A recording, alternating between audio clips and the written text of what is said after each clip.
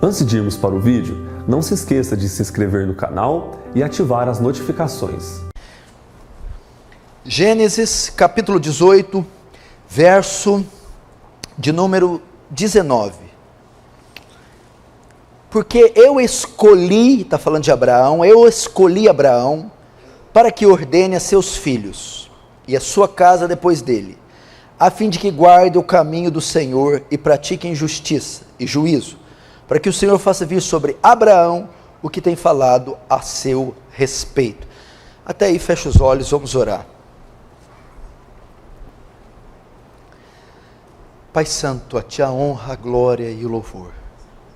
Diante de Ti nos colocamos, nessa noite, para clamar por Sua misericórdia, clamar pelo Seu poder, clamar para que nos visite, para que se apiede de Sião e de todos os lugares assolados da terra. Como quando seu filho desceu na terra e operou sinais e prodígios, e o povo, em uníssono, gritava: Deus visitou o seu povo, bendito seja o nome do Senhor. Que esse possa ser o nosso cântico no final desse culto, que todos possam ver, apalpar, crer que Deus esteve nesse lugar, de modo que o Teu reino avance, que o Senhor receba glória para si e nos conforme à imagem do Seu Filho. Amém.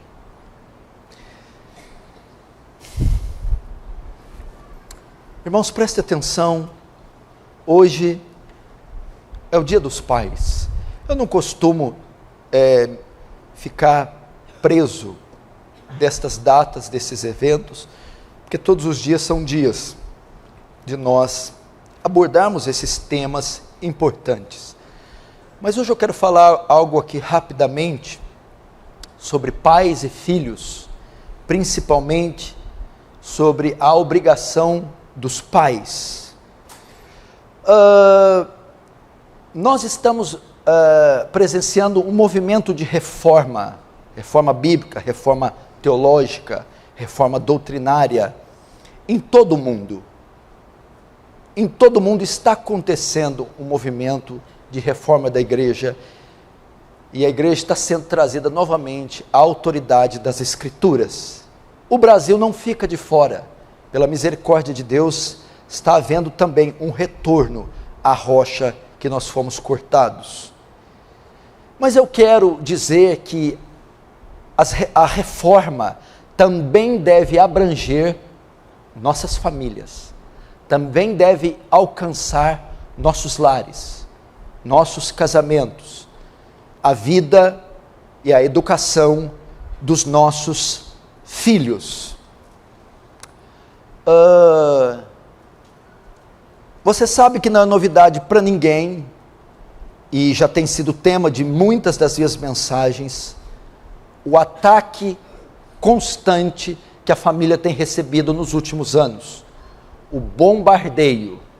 Uma guerra foi declarada contra a família, e eles estão dispostos a acabar com ela, dividi-la, diluí-la, desacreditá-la. Dado a importância que a família ocupa no cenário social, religioso, a família ela é muito importante no contexto da civilização, e a civilização está sustentada nesse tripé: o macho, a fêmea e a sua criação. Isso é família. Quem está por trás da destruição da família? Quem é o agente responsável que está por trás dessas mentes, dessas leis, dessas instituições que atacam freneticamente a família? É óbvio que é Satanás, o príncipe desse século, o Deus desse século. Nós temos um texto que demonstra que Satanás tem interesse em destruir essa instituição sagrada. 1 Timóteo 4:1-3 diz que Paulo vai dizer profeticamente que o Espírito expressamente diz que nos últimos dias apostatarão alguns da fé, dando ouvidos a espíritos enganadores e doutrinas de demônio. Doutrinas criadas por demônios, obras, situações, ideologias criadas por demônios, que consiste no quê? Pela hipocrisia de homens que falam mentiras, tendo cauterizado a própria consciência, proibindo o casamento. Doutrinas de demônios que consistem em proibir, em atacar, em destruir o casamento. Se é doutrina de demônio, se é algo criado por demônio, significa que Satanás tem interesse em combater essas instituições criadas por Deus. E a minha pergunta essa noite para vocês, pais: qual atenção, ou quanto da sua atenção você tem dado à sua família? Quanto cuidado você tem dado à sua família? Quanta assistência, proteção à sua família? A advertência de Paulo a Timóteo e aos membros da igreja de Éfeso, da qual ele pastoreava, é relevante, é urgente e atual. No capítulo 5, verso 8, ele diz: mas se alguém não tem cuidado dos seus, e principalmente os da sua família, negou a fé do amor, a fé que consiste no amor incondicional, e este é pior que incrédulo, que o infiel, que o descrente, que cuida bem da sua família. Nós precisamos então voltar nossos olhos para as nossas famílias, e principalmente no tocante ao cuidado com os filhos. Como nós cuidamos dos nossos filhos? Qual deve ser a postura no que concerne ao cuidado dos filhos? Primeiro devemos aprender que o principal componente da família é o homem, a figura masculina. A liderança do lar repousa sobre os ombros do homem, do marido e do pai. Efésios 5, 23 vai dizer isso, que o governo e a liderança da família, da mulher, dos filhos, está sobre o marido. Por isso ele é chamado de cabeça. Paulo vai falar isso porque Paulo vai atender a ordem da criação. Ele vai evocar Gênesis capítulo 1, versos 26 em diante. O homem foi criado à imagem e semelhança de Deus e recebeu uma ordem: ide, governai, dominai, sujeitai, frutificai. Então Deus deu ao homem a liderança do Éden. A mulher não tinha nem sido criada.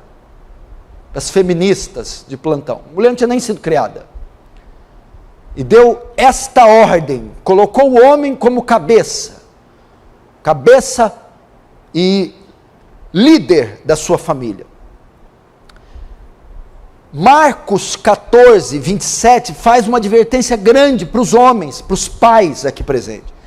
E disse-lhes Jesus: todos vós esta noite vos escandalizarão em mim, porque está escrito: ferirei o pastor e dispersarei o rebanho, ou as ovelhas se dispersarão. Com isso eu quero dizer que o quê? Que todos os pais, todos os maridos têm um rebanho particular, têm um rebanho pessoal. Jesus está se referindo a ele e à sua morte. Ele vai ser ferido na cruz e os discípulos vão se dispersar. Mas esse texto se aplica na liderança masculina. Os pais são os pastores dos seus filhos, de modo que se eles forem feridos, se eles forem corrompidos, se eles forem negligentes, se eles forem omissos, o rebanho se perderá, os seus filhos. Aqui aponta para a figura de autoridade que o pai tem sobre o seu lar, de modo que se ele for omisso, negligente, ou se ele se der o luxo de cair, se perder, seu rebanho, mulher e filhos, se perdem. E hoje está havendo uma crise na liderança masculina. Isso é claro, isso é nítido. A Europa, por exemplo, ela é uma prova disso. Não há mais ali a presença da figura masculina como líder do Estado, líder da igreja, líder das suas famílias. Isso também está acontecendo no Brasil. Parece que uma campanha para desmasculinizar o homem, para afeminar ou efeminar o homem.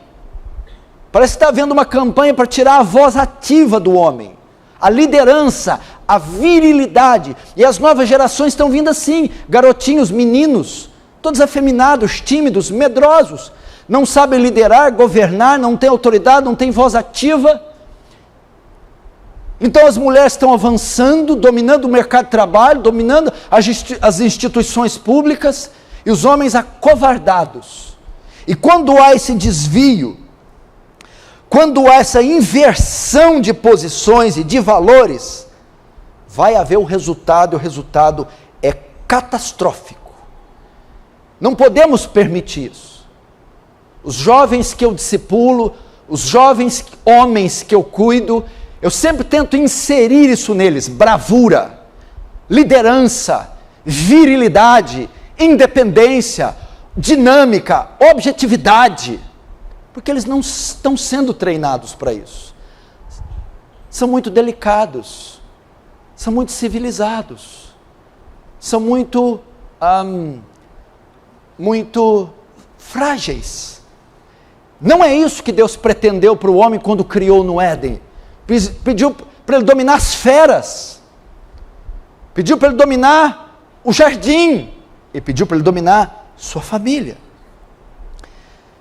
Está havendo uma crise na liderança masculina. Juízes 17:6 foi o pior momento de Israel, um dos mais negros, 300 anos de escuridão.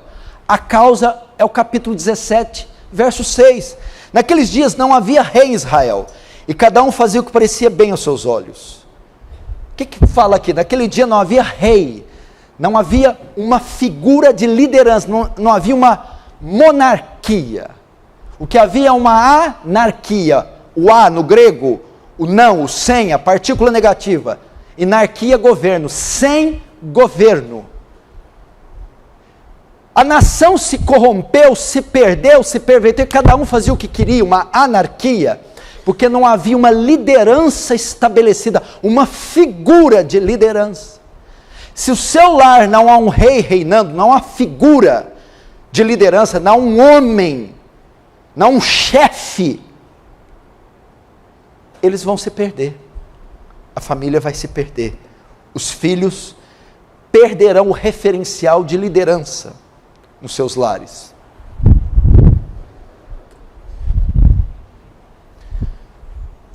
Os filhos perderão o referencial de liderança dos seus lares. Mas hoje nós vamos tratar a mais importante delas, não temos tempo para fazer isso tudo. A mais importante delas, porque ela implica na eternidade dos nossos filhos. A gente não conseguir que eles tenham muito sucesso aqui na terra, que é o que alguns pais só procuram, fazer os seus filhos se tornarem gênios, mas as almas estão perdidas. Vamos tratar disso, que é muito importante. Vamos trabalhar na parte mais importante, que é desenvolver a salvação e o desenvolvimento espiritual.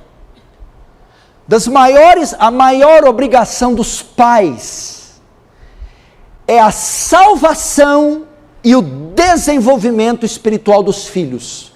Isso não é função da escola dominical, dos discipuladores, dos líderes de classes, de células, seja lá como a sua igreja é dividida, nem dos grupos de apoio.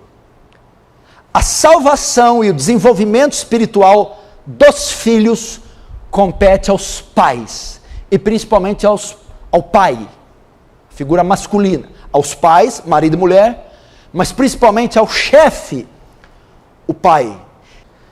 Primeira grande tarefa, grande obrigação e grande dever dos pais para com seus filhos: desenvolver a salvação dos filhos. Paulo, falando com os Gálatas e tratando eles como filhos, ele desenvolve essa ideia também. Gálatas 4,19 diz: meus filhinhos, os chama de filhos, por quem de novo sinto dores de parto, até que Cristo seja formado em vós, seja gerado em vós, seja desenvolvido. Paulo, com relação aos Gálatas, sofria dores de parto, para desenvolver a salvação, para conduzi-los a Cristo, para levá-los à fé e ao arrependimento. Como filhos dele, sofria dores para desenvolver a salvação. Ou seja, o primeiro papel do pai para com os filhos é evangelizar os filhos. O grande problema da maioria dos pais cristãos é que eles não se dão conta que os seus filhos nascem ímpios e que seus filhos, só por serem seus filhos, não são salvos. Estão tão condenados como o pior assassino no corredor da morte. São tão depravados como o homem mais depravado da terra. Então eu não vejo essa preocupação nos pais cristãos. Os pais cristãos, a maioria deles, têm para com seus filhos as mesmas preocupações dos pais não cristãos. Uma boa escola, comida, tratamento dentário. Querem dar tudo o que podem em campo físico, natural para os filhos.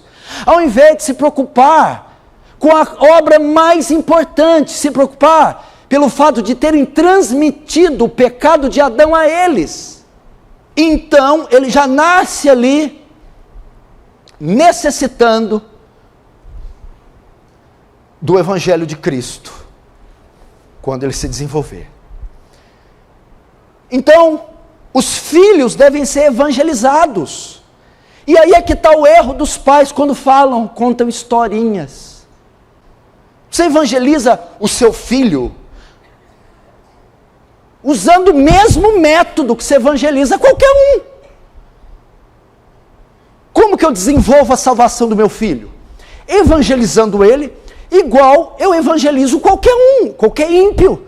Porque eles estão na mesma categoria, meu filho e aquele que é alvo do meu evangelismo. E como eu evangelizo o ímpio? Eu falo da sua depravação, eu uso a lei, eu vou mostrar o quanto ele está condenado, o quanto mal e perverso ele é. Os pais não fazem isso. Esse menino é bom. Pastor, esse menino é bom. Esse menino é uma gracinha, você vê, estuda. Ele não é uma gracinha. Quando ele nasceu, em vez de você falar, nossa, que anjinho, você tinha que ter falado, é uma víbora de fralda. É isso que ele é. Aquele anjinho tem potencial para ser Adolf Hitler, a parte da graça que refreia o mal dele.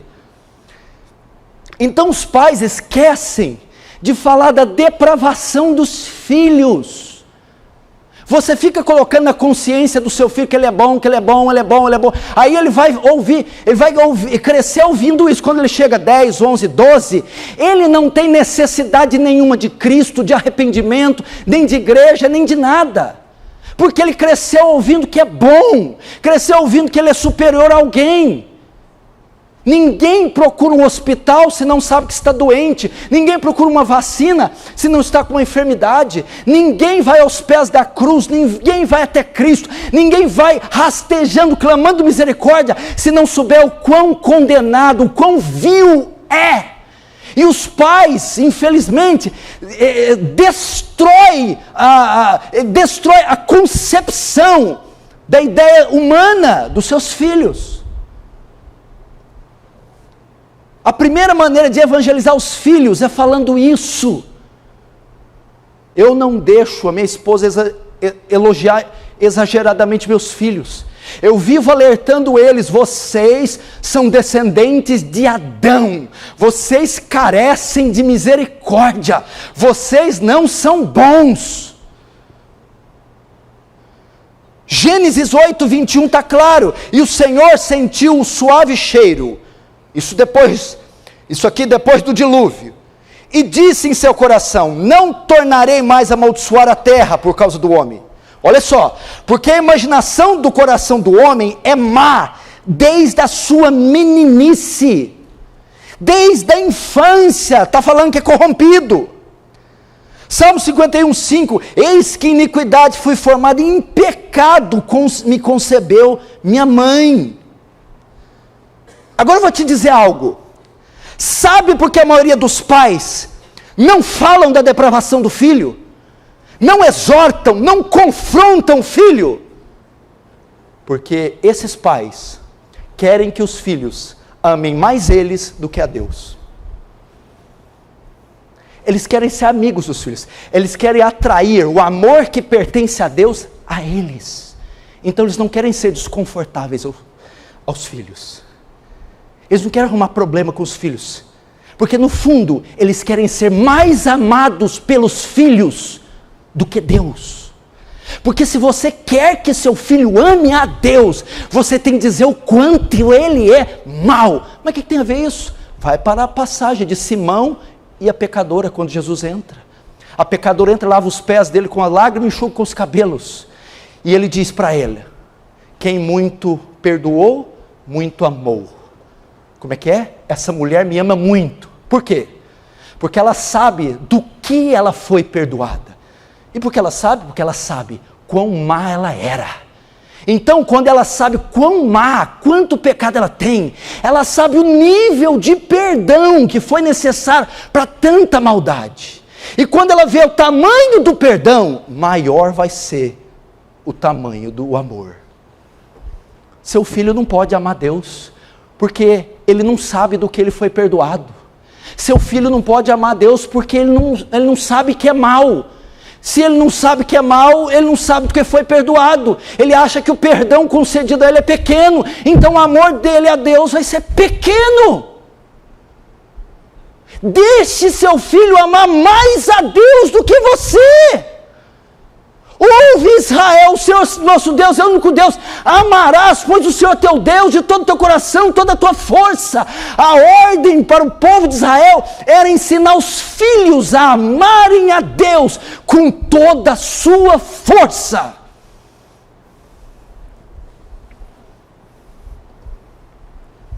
Segundo, após apresentar a doença, apresente a cura. Agora você mexeu, constrangeu, você fez uma radiografia e mostrou um tumor de 25 centímetros, que dá a ele dias de vida contados. Agora ele está apto para receber a boa nova. A segunda parte do evangelismo, a solução para o seu pecado, para a sua depravação, encontra-se no madeiro, encontra-se na cruz. Agora finalmente seu filho vai entender o significado do madeiro, o significado da cruz, a morte substitutiva, vicária, propiciatória, expiatória de Cristo no lugar dele. Apresente o santo sacro, o evangelho. Filho, há boas notícias, há um Salvador em Sião. Deus se encarnou para assumir a sua natureza e levar o seu pecado. João 3,16 é a hora de dizer: porque Deus amou o mundo de tal maneira que deu o seu único filho, para que todo aquele que nele crê, inclusive você, não pereça, mas tenha a vida eterna. Apresente a boa notícia. Apresente que um homem pode ser justo diante de Deus mediante a cruz de Cristo. Apresente para o seu filho que há como ele ser redimido dos seus crimes contra a lei de Deus através da morte do seu filho. Então o coração dele vai se encher de esperança.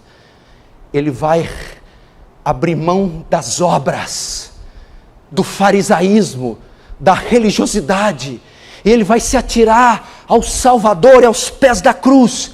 Terceiro, Depois de apresentar a solução, apresente a resposta que ele tem que dar ao Evangelho. Filho, eu mostrei sua depravação, a solução que está em Cristo e na cruz. Agora, a resposta que você tem que dar ao Evangelho: arrependimento e fé. Que isso? Chame o seu filho ao arrependimento e à fé. Chame-lo ao arrependimento. Diga: arrependa-se do que você está fazendo, arrependa-se dessa prática. Você deve chamar o seu filho ao arrependimento das antigas obras. Abandono do pecado. Não adianta, olha, sabe, mas vai vivendo aí, né? Não! Você tem que dizer: arrependa-se. Abandone isso. Deixe isso. E segundo, creia. Creia. O que é crer? Filho, deposite sua esperança de conversão na cruz. Deposite a sua esperança de perdão, de redenção na cruz, nos méritos de Cristo. Foi consumado. Atos 2, 37, 38, foi isso que Pedro respondeu. E ouvindo a multidão o sermão de Pedro, compungiram-se o seu coração e perguntaram: que faremos? Depois que eles pregaram, que faremos diante da proclamação do Evangelho? Que respostas temos que dar? Pedro vai pegar a palavra e dizer: arrependei-vos, e cada um de vós seja batizado em nome de Jesus Cristo para perdão dos pecados, e recebereis o dom do Espírito Santo. Arrependei-vos. É a resposta. Essa é a sua primeira grande tarefa com relação aos seus filhos. Desenvolver a salvação deles. E aqui eu poderia usar outras coisas: a intercessão, o testemunho. Quando Paulo fala: sofro dores de parto, Paulo rogava a Deus, rogava ao Espírito de Deus que abrisse o coração dos Gálatas. Quando ele vier, convencerá o homem do pecado, da justiça e do juízo. Quantas vezes de joelhos eu orei por pecadores, dizendo: Senhor, convence-os do pecado, abra seus olhos, convence-os do erro, mostre que estão perdidos. Função do Pai é se gastar como intercessor. Senhor, salva meus filhos, traga-os das trevas para a luz, dá a eles um novo coração. Dores de parto.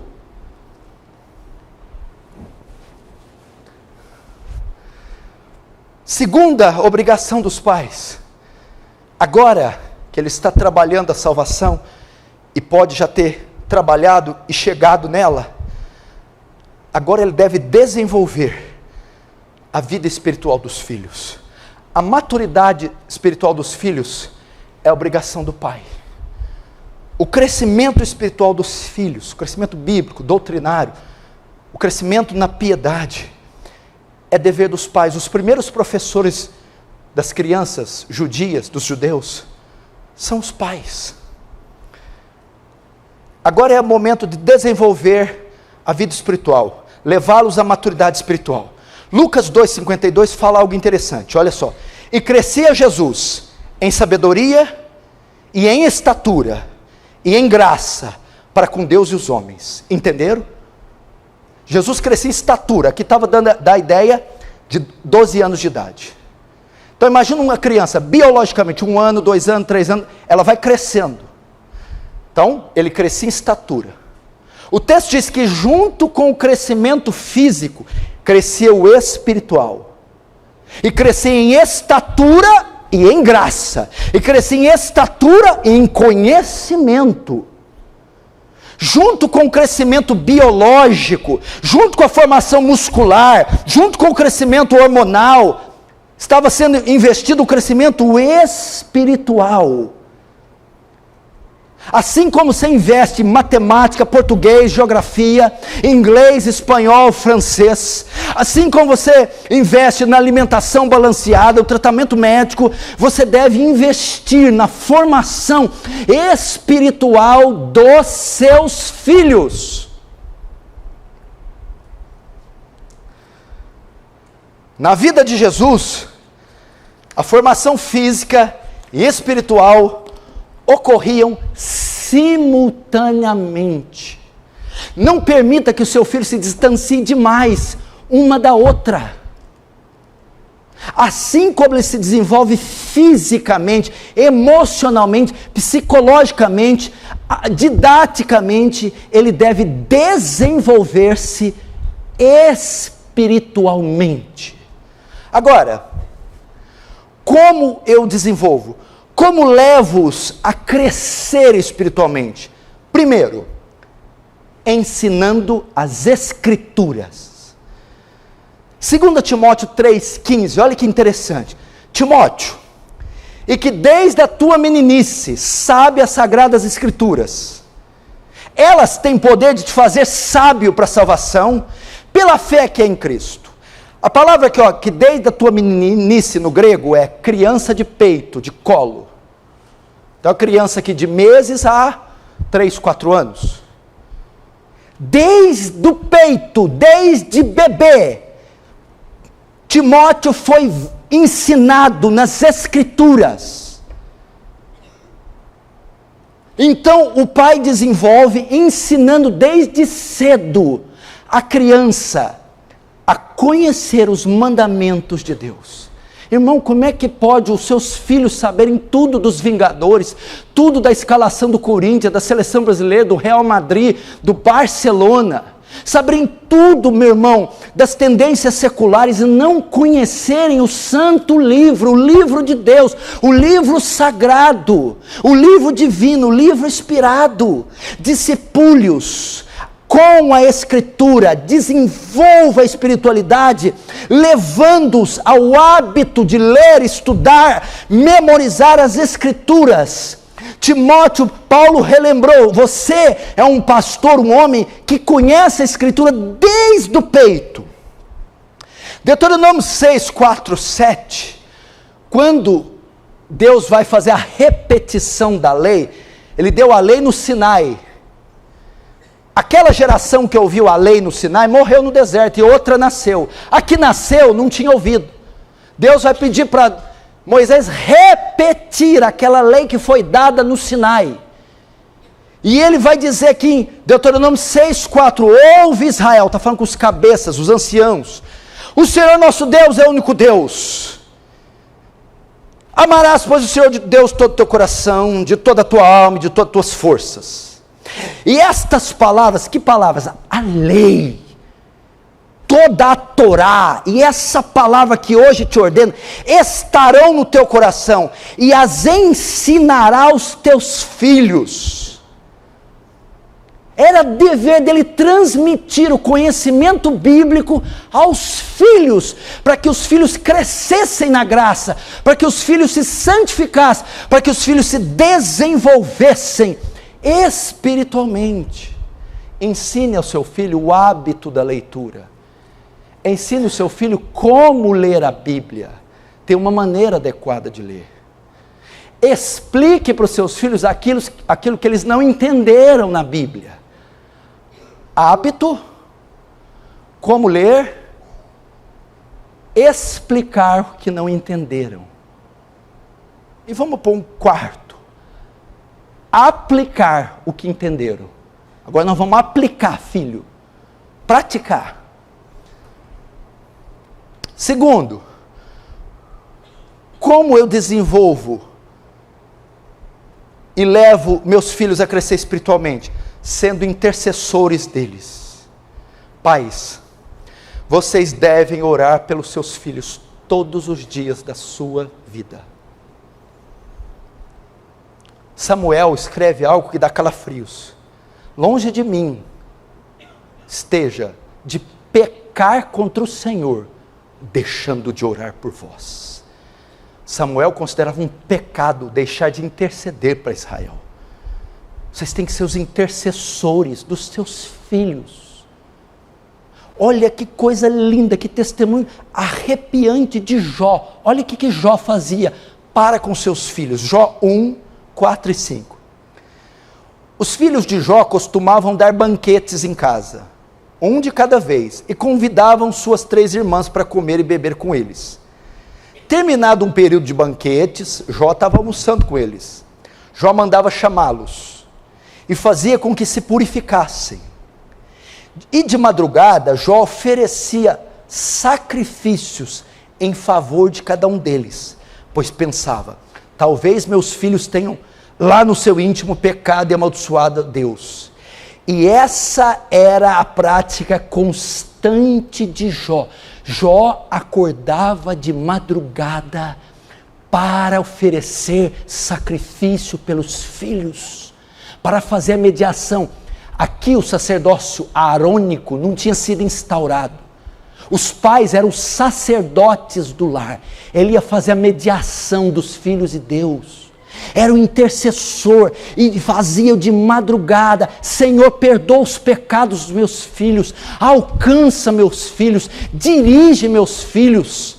E a Bíblia diz que essa prática era constante. Jó era um assíduo intercessor, um homem que se colocava na brecha pelos seus filhos, entre Deus e os seus filhos. Pai, mãe, me escute, se tem uma contribuição que você pode dar aos seus filhos, seja um intercessor dos seus filhos. Agora, o que orar? O que orar? Senhor, dá carro para o meu filho, dá um diploma bom, Pai, que ele entre na faculdade Harvard, uma loira gaúcha bonita para ele, põe ele na família real da Inglaterra, dá mais neurônio igual deu para Einstein. Deve ter pai, deve ter uns cabeçudos que ora isso, né? Não. O que você vai orar? Separa-os dessa geração, faze-os homens de Deus, ainda que não tenham chamado ministerial, que glorifiquem o Senhor nos seus ofícios. Prepare um marido bíblico, cristão, santo para minha filha. Prepare uma esposa bíblica, cristã, santa para o meu filho. Livra-o da corrupção desse mundo. Guarda a sua consciência dos bombardeios eletrônicos. Salva meu filho dos seus pecados. Essa deve ser a sua intercessão. Essa deve ser a sua intercessão. Seus filhos. Coloque ele numa empresa, numa faculdade, num curso, onde ele possa te glorificar com mais força, onde ele possa ficar livre de tantas tentações. O fim máximo do seu filho, querido, o fim máximo da existência do seu filho é a glória de Deus.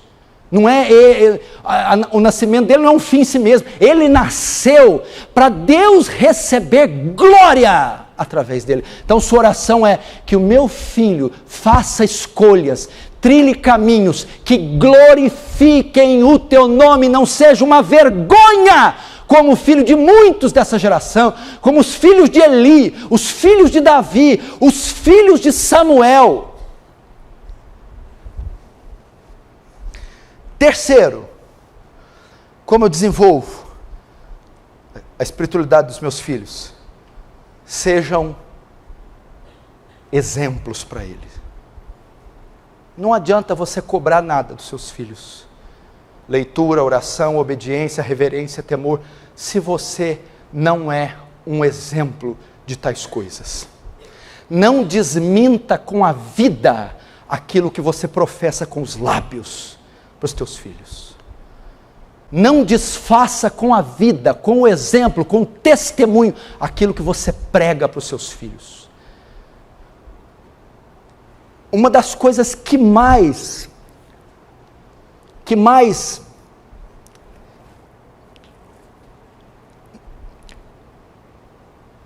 são agregadas aos filhos na formação deles, são os exemplos que os cercam.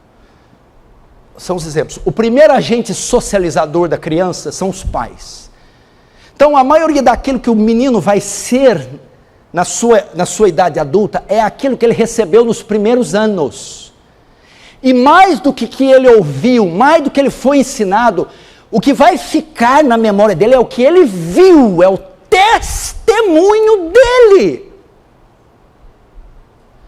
Então como que você desenvolve? dando um testemunho cristão.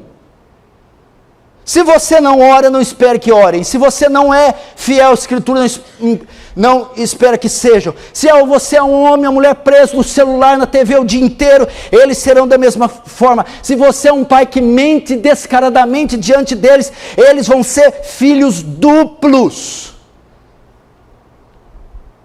Vou te dizer uma coisa, para você entender esse tópico. O modo que você vive vai ditar como eles enxergam a Deus. Mais uma vez, o modo que você vive vai ditar, vai dizer a maneira como eles enxergam a Deus. Como assim? Eles sabem que você é cristão, que existem Deus, a igreja e o culto. Mas a maneira que você lida com esse livro, com a leitura, a maneira que você ora, vem aos cultos, é a maneira que eles vão enxergar Deus. Bom, a Bíblia não deve ser algo tão importante, apesar do pastor pregar, o suar, as veias dele estufar. Meu pai não manuseia, trata isso com tanto desdém, desprezo. É um livrozinho ali que ele medita. Eles vão enxergar Deus superficialmente. Aquele pai e mãe que chega atrasado no culto, falta, não dá explicação, vai empurrando com a barriga, vai mostrar para os filhos que o culto não tem importância, que ser pontual não é relevante. Eles vão enxergar Deus com irreverência, vão colocar Deus como algo secundário. Vida de oração, a maneira com que se portam na sociedade, a maneira com que se colocam diante de Deus em oração, a maneira que lidam com o culto, com os horários, com a prática da piedade, não adianta, vai gerar, vai incutir nos filhos um Deus pequeno, um Deus fraco, uma fé sem importância. Olha, filhos, para mim, vocês têm que ficar claro, na minha cosmovisão, o trabalho é mais importante que a fé, o dinheiro é mais importante que a fé, o prazer, o hedonismo, a fé, Deus, o culto, a santidade de Deus, são coisas subjetivas e secundárias. Não, mas não é isso que eu falo para os meus filhos, mas é isso que você faz, e o que vai marcar o que você faz. É o que você faz.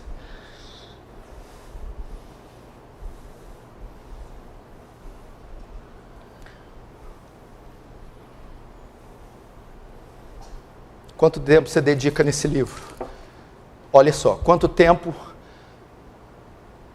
quantos dias da semana você gasta com esse livro? E quanto tempo durante cada dia você gasta?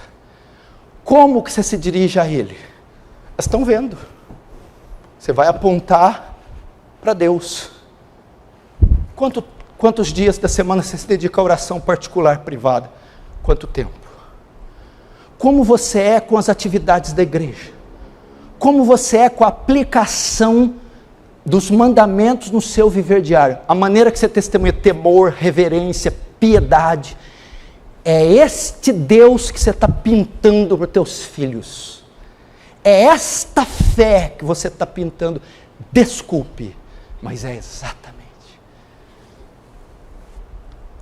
Por que os apóstolos, a igreja primitiva foi o sucesso que foi? Por que foi? Tinha um pai ali nos evangelhos, ele tinha 12 filhos. Aí sabe o que falava para os filhos? Assim como eu fiz, façai vós também. Eu vos dei exemplo. Ah, o senhor deu exemplo? Como é que o senhor orava mesmo? Eu ia até o Monte das Oliveiras e passava a noite orando. Que exemplo mais o senhor deu? Era meio-dia, nós estávamos vindo de Samaria com fome. Come, Jesus. Uma comida eu tenho para comer. Vocês não podem me dar. Minha comida é fazer a vontade daquele que me enviou. Olha o exemplo. Olha o exemplo. Como ovelha muda não abriu a boca perante seus tosqueadores. Olha o exemplo. O exemplo de devoção ao Pai, de reverência ao Pai, de temor com as coisas sagradas. Ele transferiu aos discípulos. 1 Coríntios, Paulo, a mesma coisa, sede meus imitadores, como eu sou de Cristo. Paulo aos Filipenses, tudo que aprendesse, recebesse, viste, ouviste em mim, isso fazei. Eu sou modelo de devoção, de respeito, de pudor, de obediência, de reverência. Irmãos, deixa eu te dizer, a Bíblia não é um livro secundário, o culto não é uma programação secundária, Deus não é um fruto da imaginação cristã, Ele tem toda a primazia, e devemos incluir na vida dos nossos filhos a severidade da fé, a gravidade do culto, a santidade de Deus. Salomão vai fazer o resumo dos seus 3 livros, dizendo: a suma é essa: teme a Deus e se aparte do mal. Ensine a seus filhos temerem a Deus. O temor de Deus. E quarto e último, como eu desenvolvo a espiritualidade dos meus filhos? No convívio diário com eles. Quanto tempo você gasta com seus filhos por dia? Quanto tempo? Passe tempo com seus filhos. Provérbios 13:20, aquele que anda com o sábio será cada vez mais sábio, mas aquele que anda com o tolo será destruído, afligido, acabará mal. Os nossos filhos vão andar com tolos. Pastor, quem é tolo? O filho do ímpio? Não, o seu filho é tolo, o meu é tolo. Que a Bíblia diz que a tolice, ela é abrigada no coração do jovem, da criança, a estultice, a estupidez, a necessidade. Então, nécio andando com nécio, vai acontecer tragédia. Aí está dizendo aqui para o jovem: nécio, anda com sábio. Aí você vai se tornar sábio. A ideia aqui é o quê? Filhos, andem com os pais, andem com anciãos. Pais, convivam com seus filhos, gaste tempo com seus filhos, esteja com seus filhos. Os filhos hoje fazem futebol, natação, balé, inglês, passam 16 horas por dia recebendo ensino secular, na escola, no balé, na natação, e os pais passam cerca de 1 hora com os filhos, jantam e vão dormir. São 16 horas de ensino secular contra 1 hora que o pai dá aos filhos. O pai precisa gastar tempo, participar da vida dos filhos, estar com os filhos, cantar, comer, jogar futebol, orar, ler a escritura, louvar a Deus, participar dos cultos, fazer viagens. Deuteronômio 6:4, o Shema, a continuação dele é interessante. Ele dá a lei, repete a lei para os filhos de Israel e diz: ame o Senhor teu Deus de todo o teu coração, de toda a tua força. Estas palavras que te ordeno estarão no seu coração e as ensinará a teus filhos. Agora, qual que é o método de ensino? Como eles vão ensinar os seus filhos? Olha só: e ensinará os teus filhos, e delas falarás, assentado em tua casa, andando pelo caminho, deitando-te e levantando-te. Que Deus quis dizer a Moisés? Ensine a palavra assentado. Culto doméstico, na mesa do jantar, na sala com as almofadas, no almoço. Segundo, andando, passeios, recreação. Ou seja, se assente na mesa e coma com seus filhos, se assente na sala, no tapete, esteja com seus filhos. Que mais? Deitando-te na cabeceira da cama, conta uma história, dá um beijo, um abraço, esteja com ele ali, e levantando-te no início do dia. E qual a finalidade? Assentar, andar, deitar e levantar. Edificá-los enquanto convive, enquanto come um lanche, McDonald's, enquanto pega a bola para ele, enquanto deita na cama, enquanto pula de almofada com ele, ensina, edifica, dá bom testemunho, quebranta, recreia, conta piada evangélica, faz o menino rir.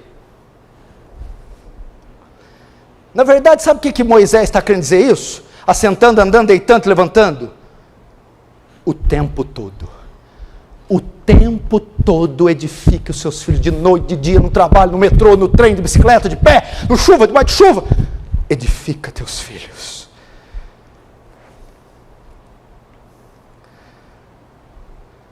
Eu termino com Provérbios 1:8. Filho meu, ouve a instrução do teu Pai. Gostou do vídeo? Então não se esqueça de se inscrever no canal e acionar as notificações. Estamos pedindo isso por conta das novas normas do YouTube. Para isso é necessário seguir 3 passos: se inscrever no canal, ativar as notificações clicando no sininho ao lado do botão inscreva-se e curtir o nosso vídeo. Fazendo isso, você irá contribuir com o canal e ajudará a levar o Evangelho para mais pessoas. Deus abençoe.